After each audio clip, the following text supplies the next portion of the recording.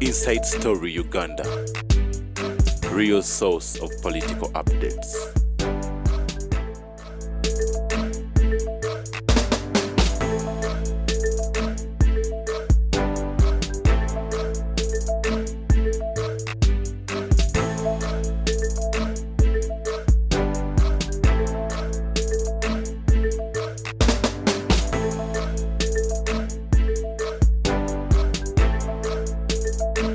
Kakati mwe muli ne akawaira k'entule 15 nga bwe zigaana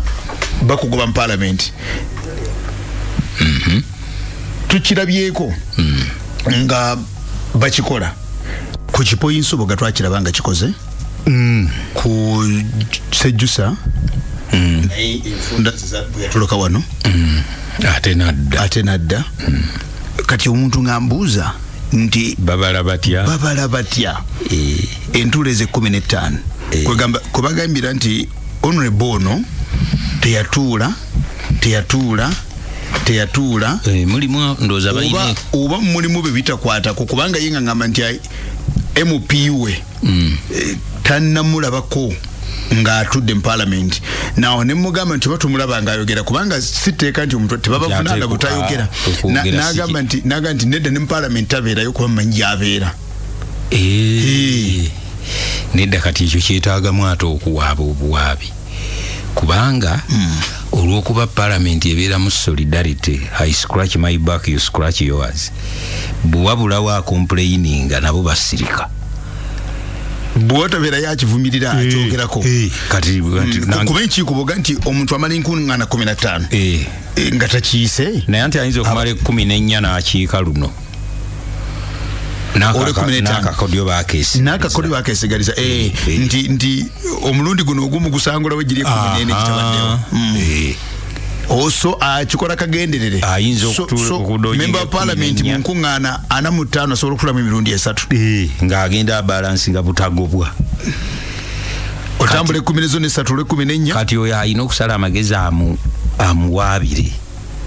kuba tebalina ngeri gye bayiyamu nti yaliwo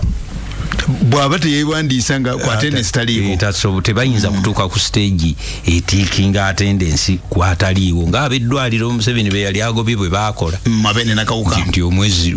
ogujja tulibaawo nti omwezi ogujja twaliwo omwezi ogujja akitole twaliwo twakola next month kati sirowooza nti parliament etuuse ku kurukare etuuka kwekyo so ono singa amuwaabira nabali bajja kuba tebalina kyakukola wabula okubala ate ngera bwe yakiŋŋambe nange nakiroza munenga nti bayinza n'okuba ndozanga abaweza emirundi 15 nga tebakiise bateekwa kuba bayitirivu kati nga mu eri eyavaako nga mulimu abantu ab'amaanyi ennyo abatabeerera ddala mu parliament ng'amaanyi gaabwe gali bweru wa parliament kati ate mu parliament akoleyo ki ng'ate n'ababuwagizi be tebafaayo bataliiyo actually bamuwagala eno waliwo ne gwali bagala ogobayo olwekyo ng'era owulira nekyatikinyiiza bunyiiza bantu olw'okumuvunaana obutakiika bwe mwalondanga omukiise nedda bannange actually yali Bobi Wine abantu banyiiga bagenda mugoba nangati Kadaga agenda mugoba Kadaga agenda mugoba agenda yegairi Kadaga yenga Bobi Wine nga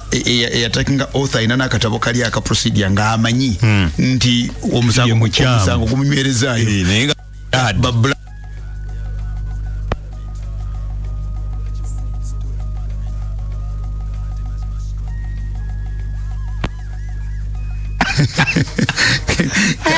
kakati nekyo anyway tujja check naye nga bw'omuwadde amagezi nti kati ye yabaaloopa mu parliament teri ajja kuvaayo kuba mu parliament munaye nange kiyinza okuntuukako tukwatibwa mundobeera n'obuntuntu awo oyina buddiirwa obwogoba kuba si kyabulwadde ekyobulwadde kirala bino omuntu agana buganyi kubaawo mu parliament gye nasooka okugoberera ekyo kyekyagobesa Kiyonga nga tatudde nekigobesa Abu Mayanja nga tatudde nekigobesa Pancras Kaboha from Kabarole nga tatudde nga badduse nekigobesa Bernard Buzaabo Mbarara nga tatudde bonabo baddipe oli wa UPM niga baba twala kasanga banasigala wano bafu kati ni balangirira by election okay by election yereta kuchiyonga yejawo chiyonga nereta Lieutenant Baluku okay kakati kujira kye bayogeddeko mu legislative agenda kyekyo ku operationalizing zino zitogeddeko dagala kukola ki national objectives and kakati to operationalize what are they what national objectives ziri mu constitution bazimanyi so koleke nawe nedda ndoza mpuuga azimanyi twogera ku mpuuga oba anti opposition ye legislative nedda yasomye kati yayinza okubanga yeye yasomye yabitegedde so what are those agenda ku izo ezitali operationalized mpayemu nze nange nkuweeyemu eri etali operationalized nedda gwe gyobompa nze njagala national service fenna tusoma amagye mweri objectives kuba buli muntu yenna mu Uganda ateeka okubanga atendekeddwa okudefendinga constitution naye yo bagiteekawa up to now tulinda kubanga nyingi nyono by the way ezimu era owulira nga it is a tall order for the opposition itself okuzi kati bakirese kati engeri gyekyaze tuli basanyufu kubanga ezisinga ate zonna nange era kyevulanga njagala nnyo kiri kyobuuza ekibuuzo ekya ezitali operationalized zeziriwa kubanga nze nga bayinza okuba nabo tebazimanyi nga tebazimanyi naye nga bafunye some agenda which is good kubanga kakati bwezo zebayita national objectives kanzi kuyite mu lukwakwayo national objectives and directive principles of state policy kakati baziwa mu categories bwana zebayita political objectives political objectives ezisooka zebayita implementation of the objectives ndoza kyebayise operationalization now zebayita political objectives mwe democratic principles sijja kusoma details zazo nemera mkibayita national unity and stability kati bw'osomeza national unity and stability zirina amagumba twagawuliranga ng'atera owulira akokulabirako kamu kankusomereyo kamu aka national gundi kagamba every effort shall be made to integrate all the peoples of Uganda while at the same time recognizing the existence of their ethnic, religious, ideological, political and cultural diversities. Kakati ng'ateera wano wetulina abantu nga okurecognizing culture ey'abalala nga tekikola manyi mmwe muli mmwe bunadenda ba debate mu parliament ndowooza omusomesaawo mutowo Gonzaga omusomesa w'abaana bo kakati n'agamba nti but Madam Speaker why are the pangas here in Uganda in Masaka and not kakati omukyala namuga nti namuga nti gomenche twaliketteso namuga nti omenche twaliketteso but didn't handle tetwakitunuliranga ekyabateeso twakitunuliranga national threat ayogera ku Arrow group byonna ebyaliyo okubba ente Arrow group ne ba Arrow kakati ono yabadde abadde ensonga ennungi naye Gonzaga nga bw'omumanyi yagenze n'anyigawo ensonga ye neebulira mu lwaki era naye n'akola bubi ne Francis yamukoze bubi nnyo Kiwanuka n'atandika ate okwogera ku eri embwa naye oluvanyuma Gonzaga kale ne baleeta akabwa era bakalese Buganda kati Kiwanuka yagenze okukebera akabwa nga akabwa kali ku mutindo nnyo mu nsi yonna n'awulira ennaku kubanga Gonzaga muntu we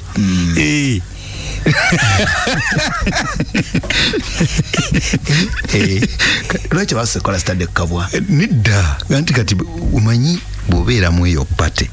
olina okwawula obwongo bw'okozesa eno ne bw'okozesa nga bakulaba kati wali sure nti bakulengera olina kwogera byabali ekyo eyo nkola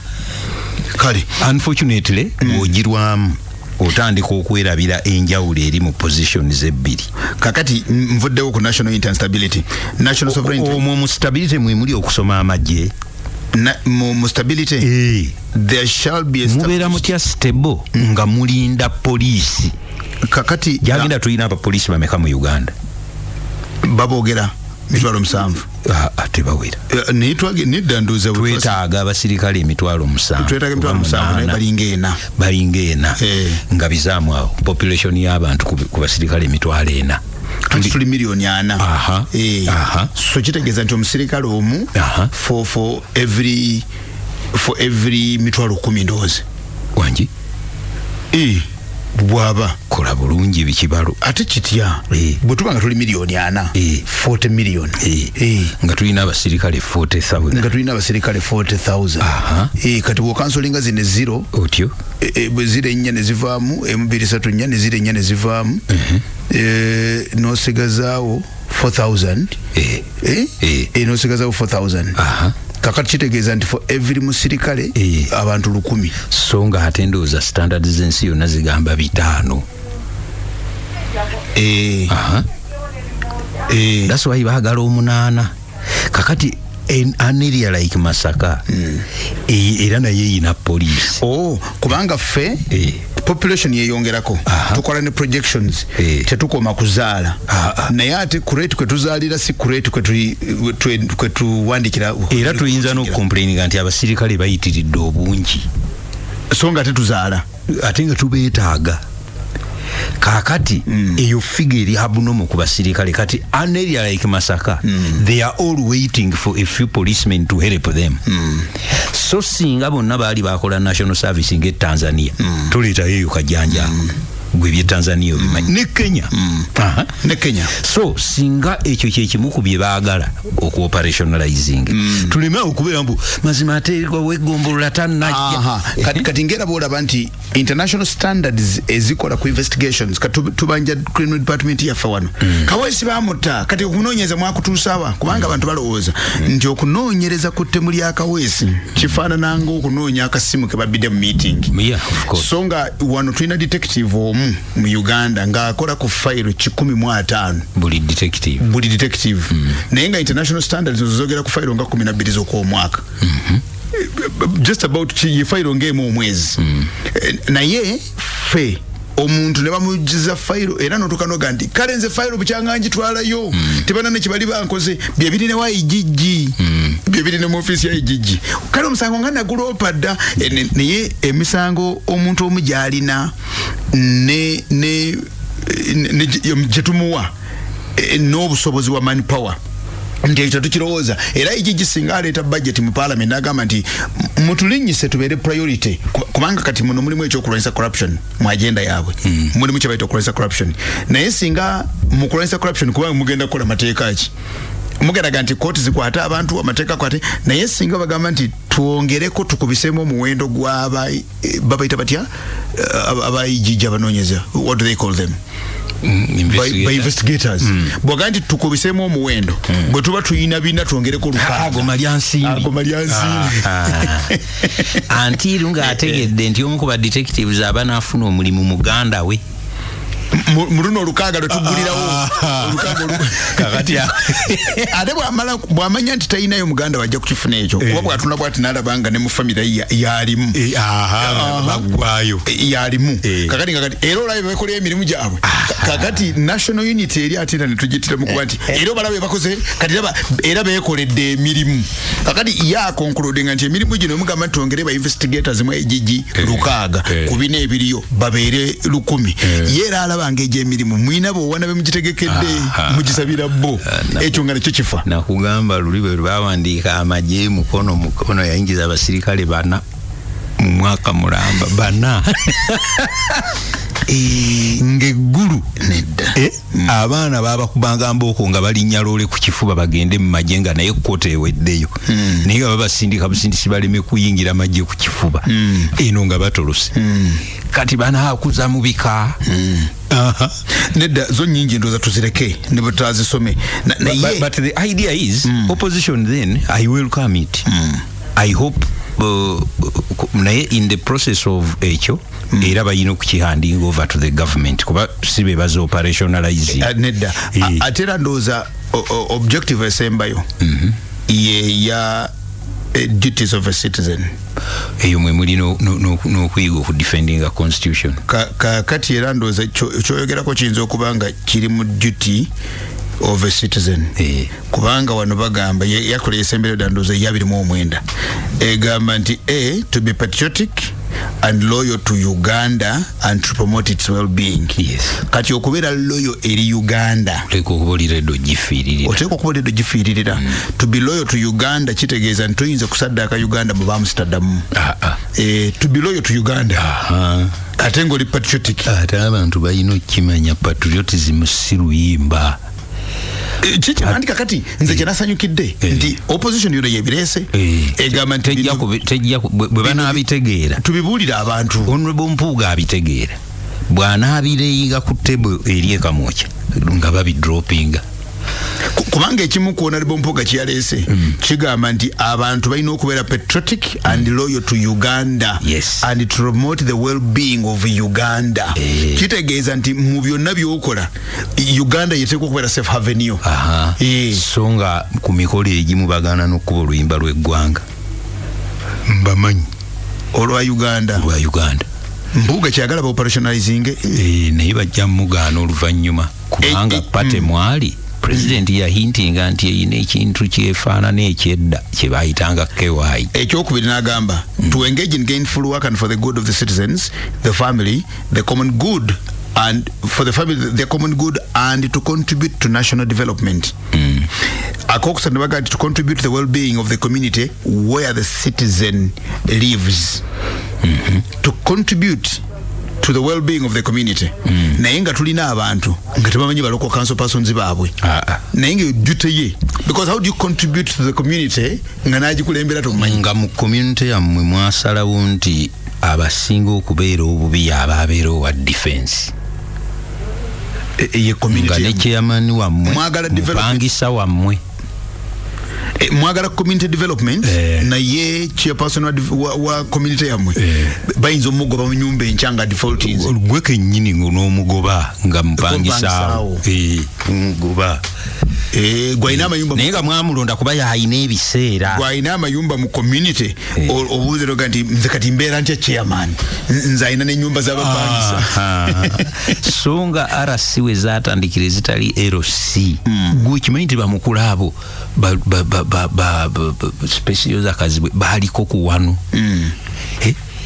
nga komiti eriko Mike Mugula chairman 1 Lawyer Henry Kayondo chairman 1 oyo ng'ogyepankirako naye kati tulaga nti abayina ebitulonda ayina ebiseera. So how do you develop? Omusajja yangamba about 15 years ago nti Jinja ono agenda kututabukako nti nangamba nti bakansala b'Ejjinja bonna bapangisa. Nimuga nti otegeeza kiraga nti kakati mentalite y'omupangisa mu kukulaakulanya ekibuga okitegeera otya? Nga singa wabaawo pulaani y'okwokya ekibuga bano abapangisa batalina mukaabwe nti bano baatunyigiriza dda kati abatalina mukaabwe bagenda kukola batya? In fact kankubuuze n'ekibuuzo twogera kuno nakuli kansoke nsaasire abasuubuzi kye balimu ekya strike kati effect ya strike yaabwe eri ki nti amaduuka agabwe baagaggadde mbeebaza obutayokya kibuga ne poliisi okubeerawo n'emitingi gakiwa nti abandiyagadde baalemeddwa naye kati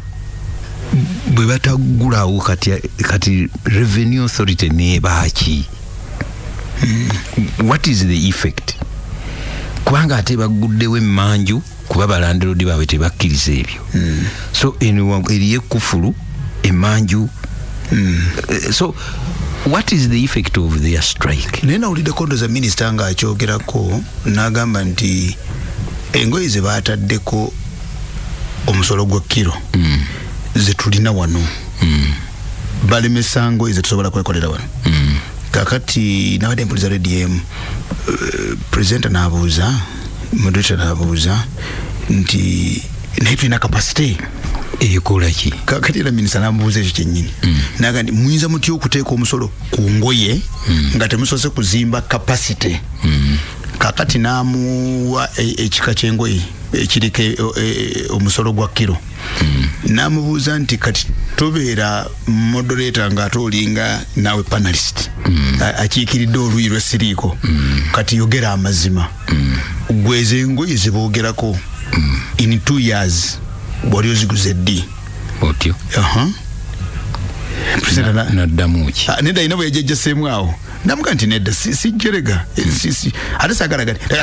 tukyalina ne sente ffe namuga nti nedda kati ne bwe waali badde kuba ekyo yakyogedde kuba asobola n'omuwaayo ku ssente tukyalina sente ffe namuga nti naye ne bwe waali badde ne sente kati olwo olugoye lwe bataddeko gundi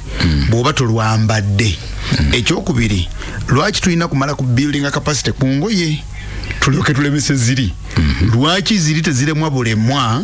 ne tumanya nti need weeri kakati awo effort fena tulyoka tugisa ku building capacity nti bwe tulemesa t-shirt z'abasemakula zino oba ebitengi bwebiti oba jini bwezituba kati tutunge ebyaffe waliwo shortage naye tuna building tutya capacity ng'oledde waliwo tulina need naddamu ki nedda nti kakati minister yabadde clever naye nga minister ani oyo yani Chofa kakati yabadde very clever mu kuddamu ebintu bye naye ng'owulira nti agenda eneefa nga owulira nti agenda ya moderator efa because twestarving kuchiri kye tutayagala tuloke tu building capacity ate lwaki bawana China bawana Korea baloza bakola bati anti kubanga baloza nti China ya building capacity ng'ate eri mbya America ya building capacity ng'eri mbya Japan baggalawo bugazi bagati tuliyo era paka kiyakola kakati katwerumye tuzimbe moloka ezaffe kati balina zi Hyundai balina simanyi zaani balina zi Kia n'endala emmoloka ezabwe zebeekolera nazo kati zibatumbudde zibatuusa gye zibatuuse era otuuka mawanga gaabwe nga bavuga moloka zaabwe nga ziri bazigaana kakati kameze kano gukobadde oyogera naawo kiri kyobadde oyogera ekya national service ate kiri mu constitution munda eno kati tuvudde mu objectives eri zebayita duties of a citizen ojjukira nti zoogerwako emirundi ebiri waliwo eziri mu national objectives naye akati ne article enjerera eno lwakuba nti naye eringa eriko caveat kakati akawaayiro ye article 17 ya ssemateeka akawaayiro kanako kalinga kakutano kagamba one of the duties of a citizen is to defend Uganda and to render national service when necessary ndoza kati akoyogerako naye ate bw'oba omaliriza wano bagamba nti to perform other such national duties and obligations as Parliament may prescribe. National service or national duty nga Parliament bwe naabeesazeewo kati kiri kyogambe kya national service nti kuliko kano when necessary kukoleza it is not necessary so nga kyali badde kya amri. Then who decides when it is necessary? Parliament. In Parliament. Then Parliament will. Parliament. It will. Will bakati ekikole. Naye kanti kakati kigiremu agenda eno. That we are now waiting. International service katugirete mu agenda kubanga kati kiri mu ssemateeka yoli yagadde ku national objectives naye kati ne kubanga jukira nti boogera ku age limit term limit kati ate tebiri mu objectives tebiri mu operationalizing objectives kati byenda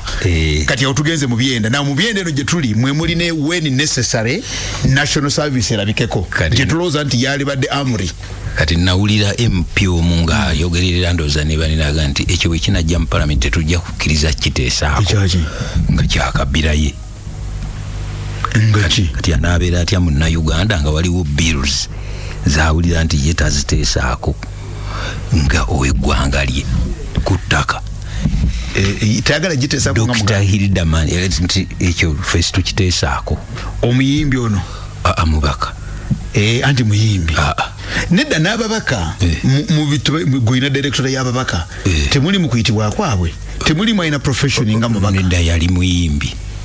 okay kuba temuli mwina profession nga mubaka bateeka wali ne baga nti kodi nakayenze zijja kubeera mukati profession teacher kitegeeza nti wabeerawo ensonga nga yabasomesa olina okudduka mu gundi muli oga nti naye tulina basomesa ki mu Parliament abo basobola okumuvinga ensonga yaffe ng'abasomesa nedda bannange naye so eyo ya agenda gendoza nti yetaaga okuwagira nze banagisomera nti tugiwagire mpuuga gitwale maaso eno nga bwe yagitutimbye ndaba ajja gidropinga kyoyagala nedda ebirimu ebimu bw'anaayigiriza banne kuba ye obwempya abuluddemu abuyize abumanyi bw'anaabiyitiramu banne naddala ba freshers bijja kuba tebi nga bikontana n'emisingi kwe batambuliza ebyobufuzi byabwe kijja kugaana kubanga bwotandika okugamba abantu nti to operationalizinga kino national service Uganda tumufuule wavunanyizibwa nga mu bwongo bwe national anthem kyekimu ku bintu ebimutawaanya nga teyemu ku duty ya Uganda exactly to defend the national anthem the coat of arms bano bosanga bawandise ne ku sente waliwo akiwandikawo ignorantly waliwo n'agenderera okulumya gavumenti emusasula abo bonna tubayina alumya gavumenti emusasula bayo okuwandika ku sente nti nawandikawo n'ekivumo oba oli azifune so nga ate beetaaga okugamba abo nti bw'oyagala okumufiiriza muwe $100 ng'okiwandiiseeko bw'oba oyagala omumma ssente muwe $100 ategeera amaanyi g'okuwandika ku ssente bw'owandikeko nti vote Joe Biden omuwe $10 agende mu Forex Bureau yonna olaba ssente banaazimuamu $30,000 era bwagamba omuntu nti nina $10 siina bengenda kuwa mu gwe bali ku kategore eyo singa nze mpe masita waabwe mmala ziwandiikako our power n'omuwa $2,200 ate bw'akasomako n'asanyuka akamubandikako people power akadokawandikako nti our power n'omuwa $2,200 $800 n'alyoka were n'embadago mu kibuga wano nga buli wazituusa bazigoba ekinaana kye nga kigaana buganyi ekyo nja kusaba ekikomyewo nga tugenze Masaka ekyo eri eyo kwe tuli tuve mu petitions tuwunzike na Masaka kubanga obudde butuddukako petitions zigera maaso mulimu abaziwangula mulimu abazisuula nze n'ebirozo bira nnyo ku petition ndaba nga zakutumalira budde petitions ziringa meka 1,020 oba 1,015 1,020 zonna zibaloopa dekomulase kulisa koni ekoni akulike mama Senga Rose Wekomba yampereza message nga kati yozayoza ku koni na kira kiseeko kakati bwe bigwa bwe bityo ndowooza na yanti side eri eyalopo boji njigiriza then yanti ebegenze kulopa kufuna nayendoza kyekiri anti kati kyekyo because when you go into a contest there is a winner tekinyuma kuwangulwa but it is part of justice kubanga nawe oli kye yakkola nawe kyewali yagala omukola kumuwangula kati nga bwe basettinga ebibuuzo n'obigwa baba babisettinga waliwo abajja okugwa Mulindwa Omonge yangamba nti ekitali mu bibuuzo kubibba tekirimu provision nti waliwo ebyokubba ate kirimu either obiyita oba n'ogwa naye so si kubba bibuuzo kuba nakyo kiraga nti oyagala oyite actually obba kuyita obba kubalemesa kiri ekyabateeka okugwa naye tebakolayo provision y'abanaayitira kukubba kati bwogenda mu kooti gwotya noga nti nze nga bwe nfaanana sirabikira kubeera bana kuba naayita yakugwa kati olwo butayagala kugwa kambibbe ate ne bakwata ng'obba nebakuvunaana kati oyinza okubamatiza nti wabadde oyagala nnyo oyite ate nekira tebakuvunaana musango gwa butya kugwa bakuvunaana kubba which brings me to petition yono omwana kojja wange Nsubuga Nsubuga wa Busiro ewali waggalabuzi Paul Nsubuga ne Paul Nsubuga ngafunye ebizibu mwamuvunaana muzimanya besimu simanya akola atya simanya kuba obutayimbwa omusajja muleka abiri mu parliament nze siriiko naye ekinneraliikiriza yengeri gyahandolingamu affairs naye kati Nsubuga nga bw'omulaba naawe yali naye alina balawyers who are very very smart people naye simanyi bwe batambuza keesi ye gwe bamanyi nga bali smart They are lawyers now. Presumed to be smart. They are lawyers. Okay. Hey, they are lawyers. Smart lawyers or presumed to be? No, they are lawyers. Okay. They are members of the bar. Okay. Etali ya mwenge. The legal bar. Nti bwe ba questioning ebiwandiiko bye ebyokusoma. N'aleeta evidence abasomesa. Nasomera awo n'abasomesa bange baabano. That is proof of attendance. Is that also proof of having studied successfully? Bw'oba waliwo nga support staff kuba baba baakulabeera nga wooli. Ekyokubiri ge mannya ge. Omwana yaswalidde mu kooti nga tonagenda ku mannya ge. Ne bw'osoma emyaka 4 okuva mu siniya esooka n'olwalira mu mwezi ogusembayo ogw'okukola ebigezo bya siniya ey'okuna, oba ne wabawo ekibaddewo taata ne maama ne bakola mu fujjo lyabwe awo ne bikutawaanya n'otatuula bigezo by'odongo, tolina bw'ojja gamba nti bannange mwandabanga S1 yonna saayosanamu, S2 yonna saajosaamu, S3 yonna nagikolanga courseworks nzikola nefo yonna nagisoma, wabula ewiiki eneddirira ey'okukola ebigezo mwe nafulira ekizibu. Nobody listens to you that way. No, they listen to you, but that is all. Okay, but that is all. Ekyo tebalinayo bakiwandiika muri qualification. No. Qualification yalwala ebule wiiki emu bakola ebigezo. Kuba okujawo nga waliwo ne qualification eya attendance. Nedda ate teriyo. Teriyo. Qualification ya attendance teriyo. So kati similarly mu buteeko obutono bwenna bugumizibwako bw'oba okyusa amannya okola deed poll. Naye omwana yaleese maama we mu ate nga bateeka gakikkiriza. Omwana yaleese maama we mu kkooti naye totogola byakoze mu nsi muno. Ono member parliament. Kale yaleese maama mu kkooti okulaga nti erinnya liri ffe twalikyusa. Maama bamuvunaana mannya ki? Yakyusa amannya okufuuka Paul Nsubuga. Kati nga yaliko mukalazi kati Paul Nsubuga muganda we gyali oba yalonda bulunzi linnya teriyo muganda we Paul Nsubuga, naye ayina bataata be abasoba mu omu. Kati ebiwandiiko byaleeta byali bya Paul Nsubuga. Kati yafuna erinnya lino nga amaze kulonda biwandiiko oba nga amaze kubyazika wano? Ekyo kijja kuvaayo mu kkooti. Kale kubanga omubeera omusango guli mu kkooti tugwogere gompa. Naye yaleese maama we mu kifo kya deed poll. Anti maama yatuuma amannya. Kati nga ke kawairo kali. Kati maama n'anyumya n'ebye yayitamu okuzaala omwana oyo. Yayita mbiki? Yasooka Gindi najja n'olubuto. Maama nga byanyumya? Najja n'olubuto mu kyama ne bagattibwa n'ono naye nga talina kumanya. Yajja n'olubuto lw'abandi? Yagenda n'olubuto? It was very distressing. Maama yabyogedde? Anti nga bwe bujulizi bw'alina okuwa. Baluya tebamuteeseteese? Bwe batyo ndowooza bye bamuteeseteese. Jangu oyogera amazima. Oba jangu oyogere ebyo kuba amazima kkooti yajja okugasalawo. Anti kwongera ndowooza ono well kati okumanya kyabadde kibi. Naye nannyini lubuto n'omwana n'anyiiga n'aga nti onkozesezza ebintu bino byonna n'oleeta ne maama wange ne twogera bino sijja kukusonyiwa. Kati Ebipya anyiiziza petition oli amuvunaana. Yamukolimirira nti nondeesa ne maama wange ayatule biology ono yenna. Omwana bino abadde abimanyi oba ne yabiwulidde ku maama mu kkooti kuba nakyo kisoboka. Ate kuba ayina idea naye details yazitegeredde mu kkooti. Kuba tulina bw'obuuza nnyoko nti maama najja ntya wajja n'olubuto n'okola otya n'otuuka otya ndowooza tulina bw'obibuuza maama wo. Naye maama wo bw'omuleeta mu kkooti n'atandika okunyumya nga bwe yafuna olubuto. Kati sinze investigator. Taata wange Omuganda omugenzi Pantaleo Kitonsa namunyigiriza kati nga Muganda naye papa ono toto yamusanga wa naga nti ngenda kubuulira.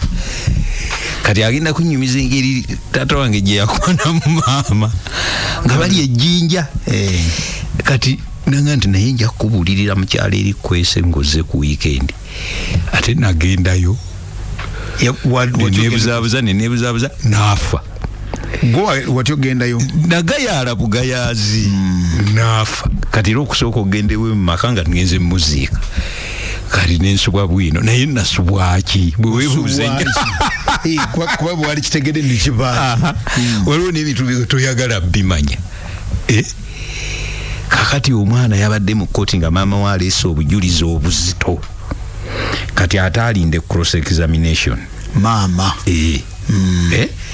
naye ono opponent we si ye yamugambye nti leeta maama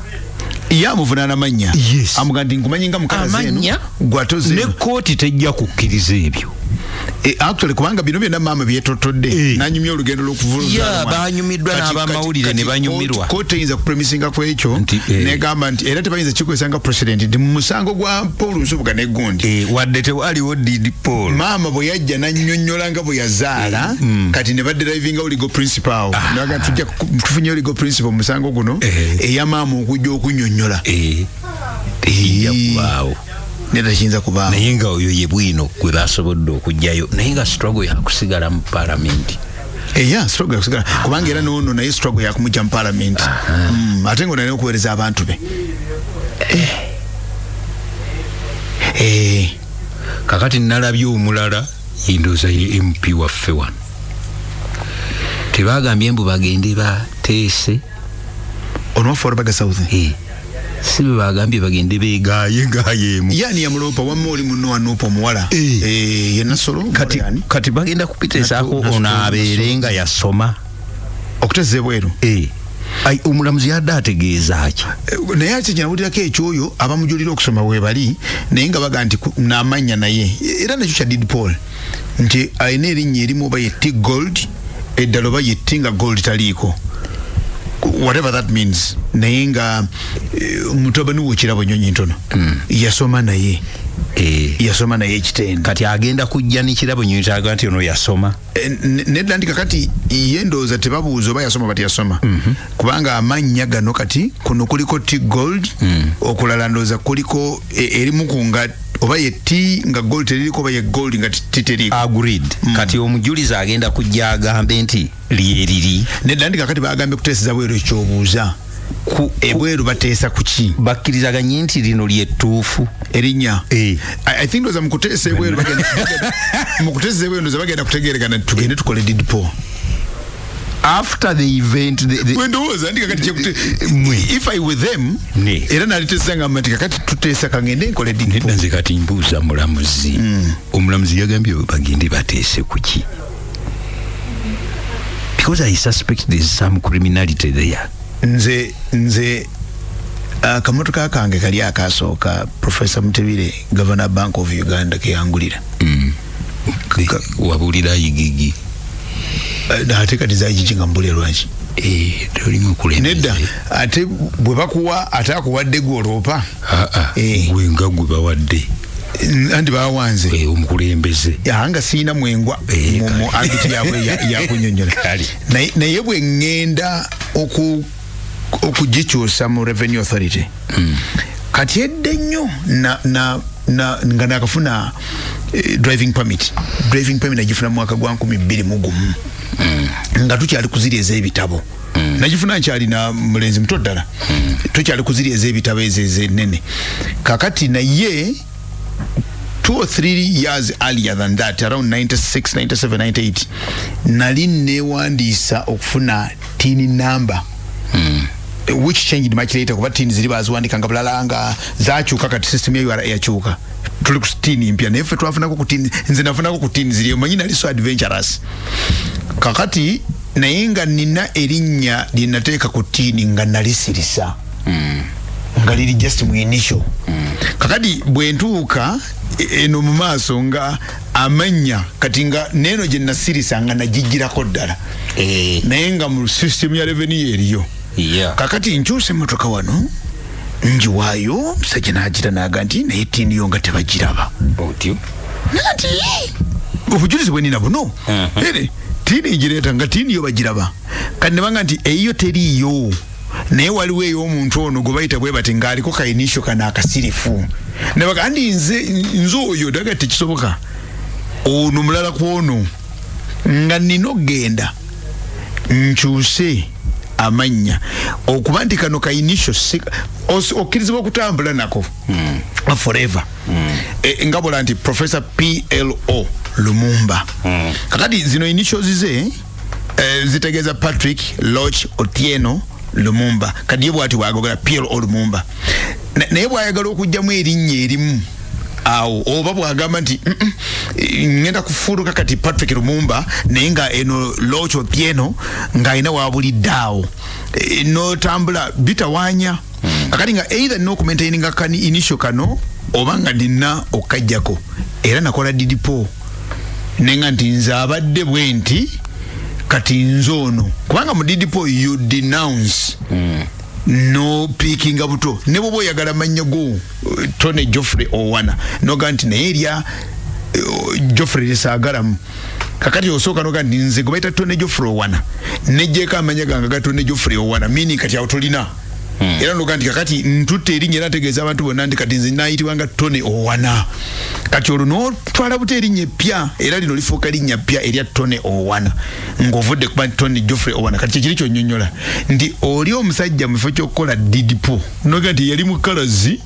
kati nze kuba abantu bakyusa ddala amanya mulimu bana bakyusa obusora kati saagala zungu kansegaza amanya naye mulimu abantu bakyusa ddala amanya completely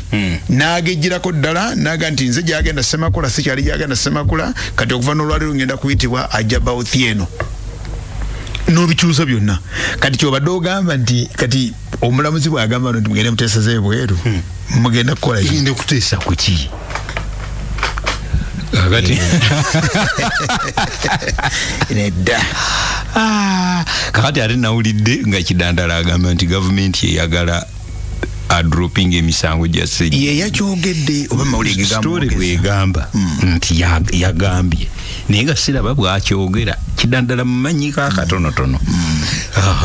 nange bwe nasomye story yemwe era nange nembuuza nti Kidandala yayogedde oba story yemwogeza gwe kimanyi nti ne story ya Kenya okutusalako mbusuubuzi nayo fake Kenya si yayogera nedda story yayogera abantu bali wano tumalire Masaka obudde butuduseeko Masaka gwangamye nti batuuka ku Masaka nga nkuzaayo wali Masaka omanyimu ki kyobadde oyagala omuwuliramu Masaka amaze essaawa eziwerako nga teri kipya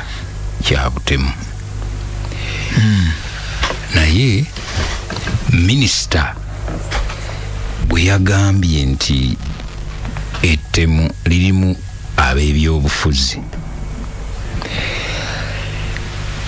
abantu ne batuula ku headquarters za pate yaabwe ne bagamba nti minisita agambye bo kakati ekyo bakijje ku ki similarly nalabye ba MP nga bagamba nti Minister wa State for Internal Affairs General Muhoozi yajja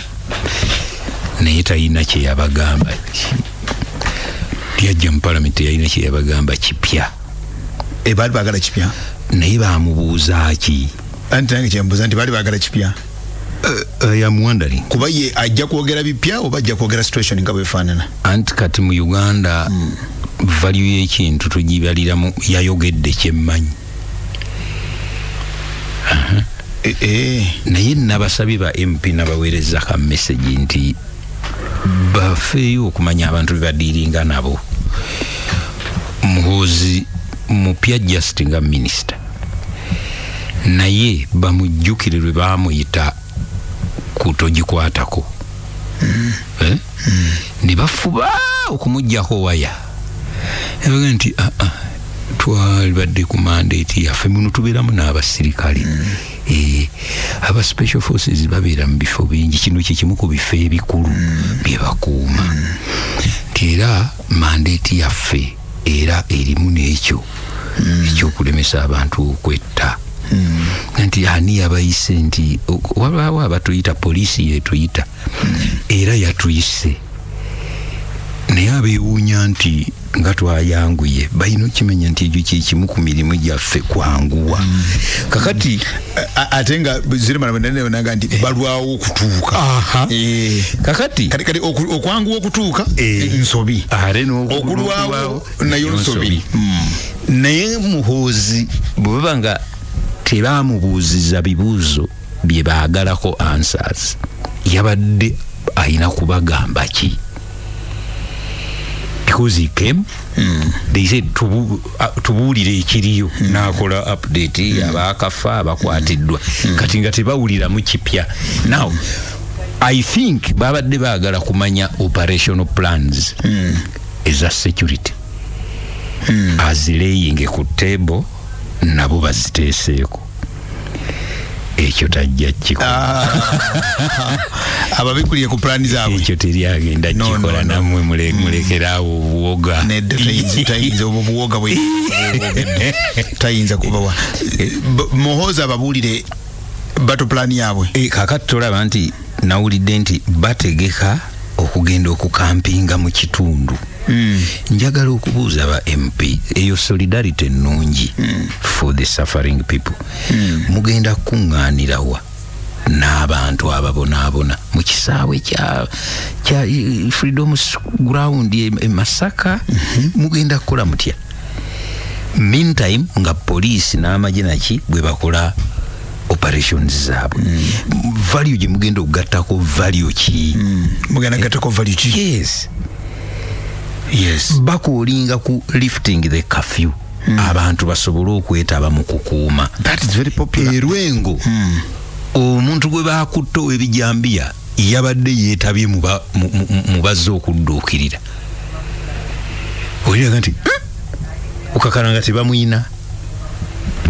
kati kitegeeza nti mu kafyu bw'oyagala oteekawo okuliftinga kafyu gw'oli owuliddeyo ensi nga security operations zidependinga ku kuggyawo kafyu nedda nti ate mu kafyu operations bazikolebwa anti kati e Masaka limit movement e Masaka baagala abantu bonna beetabe mu security operation including abatemu ngono werwengo eyajjidde mbadduukirize so kati eno bakitambuza naye nalabye chairman y'omu ku mawulire Masaka yali nti eno kafyu tukolera singa abantu bakkiriza okubeera indoors ku ssaawa emu then tutandika eggwanga mujje naye nga ba-MP bali eno kafyu eveewo then bwengattako kiri ekya bali omunsi bwe yagambye nti waliwo ba politicians abakirimu bano ne banga abawulira nti be bakirimu ekyo kyanneewuunyisizza so waliwo ebintu byagenda nakugamba nti mbadde nsoma ebintu by'e Masaka eyo between 59 and 63 Masaka is a very queer area 59 and 63 tugenda okufuna obwetwaze awo nga tufunye obwetwaze waliwo ebiseera bya boycott gye twayogerako luli byalimu ebintuntu Agustino mwalimu ebintuntu era Masaka kakati mwoyo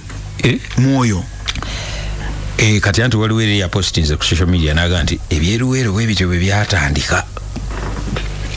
gavumenti egenda kakati eruweero batandikira mu bijambiya nedda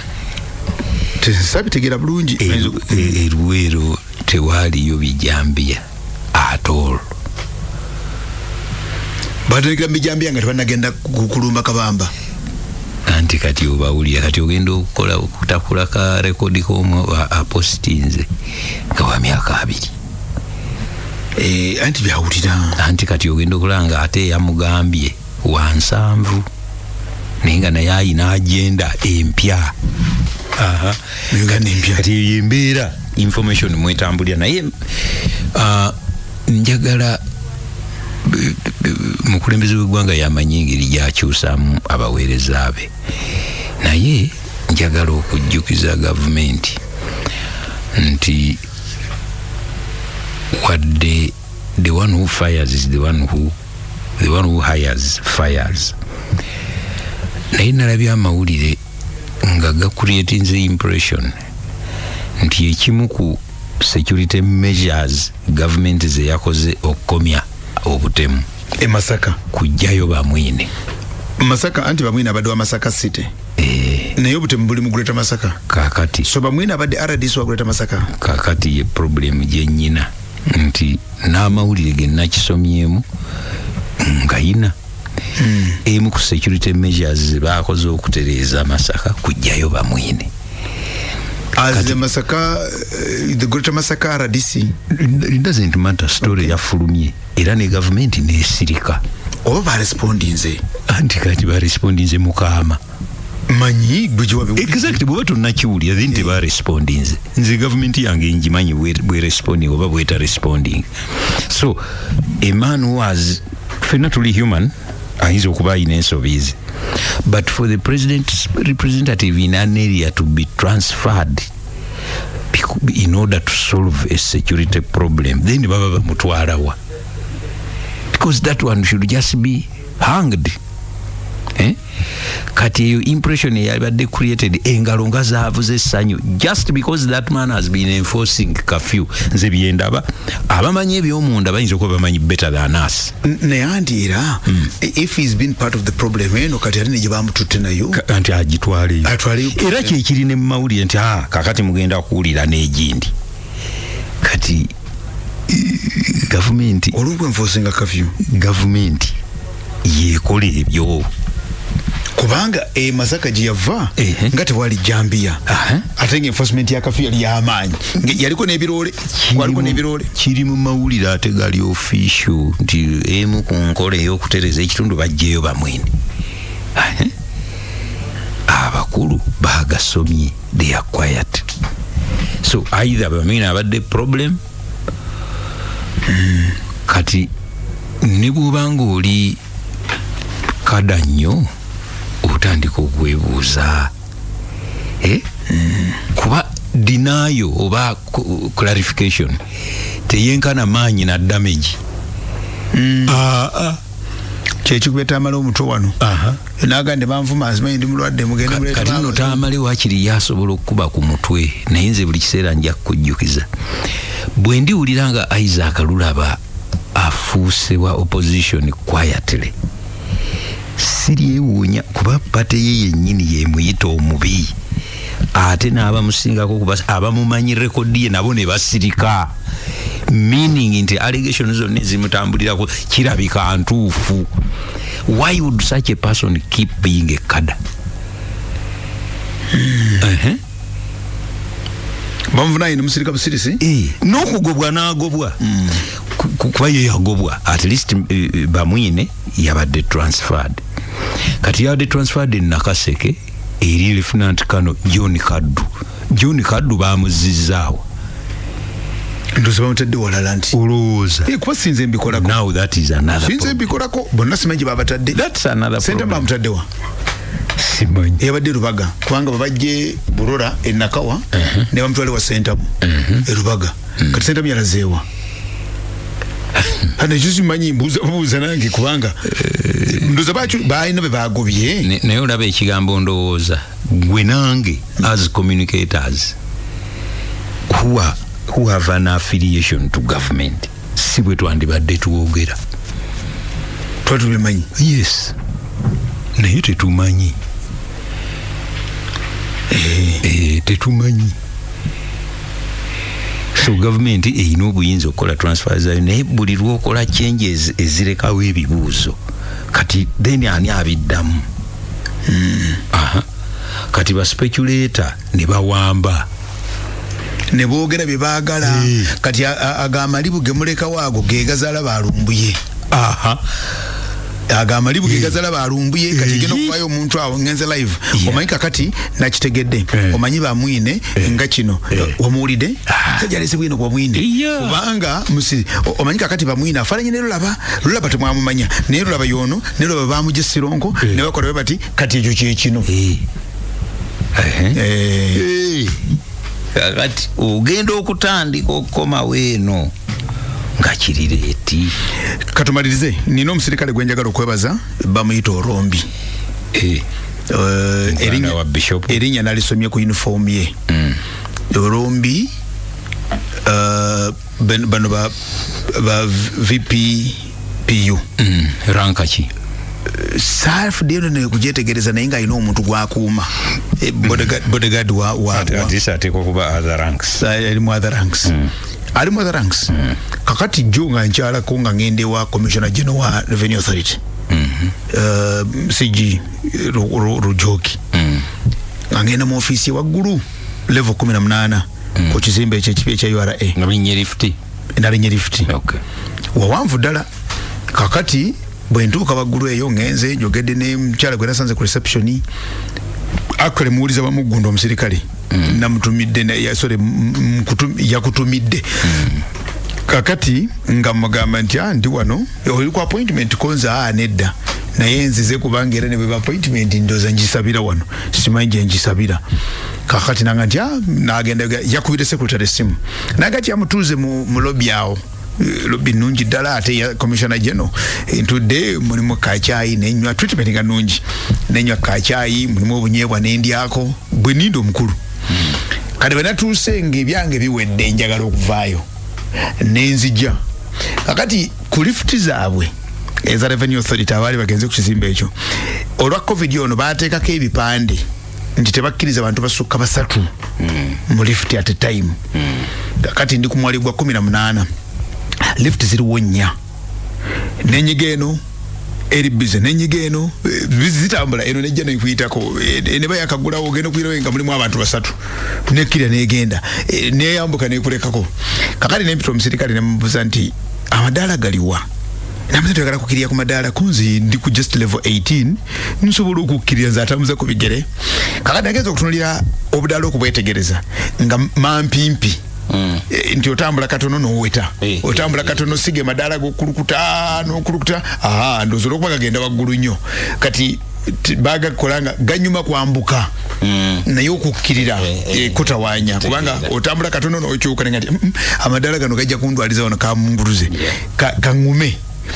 kakati nga ntega lift emu omusirikale nga ali atunyumya nga anga nti there is this one naye wabaddewo omukyala nga mukungu wa government yalina ono omusirikale gwe bayita Orombi omukyala simumanyi omusirikale simumanyi kakati olwokuba nze nabuukinze lift tuyimiridde olwaze neyeggula nga temuli muntu nze nasoose okuyingira bwe nayingidde omukyala ono omukungu nayingira n'omusirikale we kati nezireeta omu ku bakozi ba URA naye n'agyesogga kati bwe yagyecoze omusirikale n'agikwatako bw'ati agigaana okuggala namugamba nti Mr. you go out call your telephone namuga nti what is the problem namulaga ne card I am a staff even a manager omusirikale namugamba nti Mr. I am not begging you I am ordering you go out